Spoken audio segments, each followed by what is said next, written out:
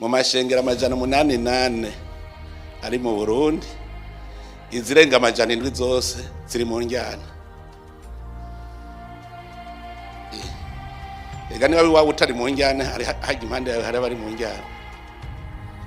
Abo bari mu njyana rero bumvise umukuru w'igihugu batubundashitse ngiraje kuburana.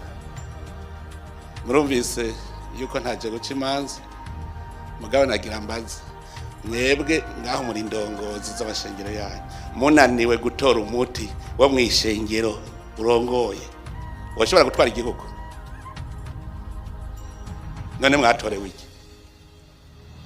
Nimuvyumvise abajejwe kurongora bake mwebwe murongora bake, birabananiye gutunganya, mugabo ukidogera mu gihugu. Mu gihugu ntibantunganirije, na wewe udashoboye gutunganya utwo dukeyi ushoboye mwishengero ryawe. Aha muri mwebwe hari umuntu n'umwe atafise akantu yidoga ko ku munsi kandi yidogera igihugu, yidogera indongozi. Imbere yuko kura igishitsi kiri mu jisho rya mugenza, akatsi kari mu jisho rya mugenzawe, banza wewe nyene ubanze urabi wewe ico gishitsi kiri mu jisho ryawe. Hari abantu bamwe bariko bidodombera intwaro, bakibagira yuko musitantera twara beshi kurusha we gutwara, mugindani wawe vyakunaniye. Ishengero rifise ingorane muri iryo, abo vyananiye tanga imihoho. Umuntu w'umukozi w'Imana adashoboye kwitwaza ijambo ry'Imana kugira atore umuti w'ibibazo mw'ishengero, uwo arabishoboye gutwara ishengero?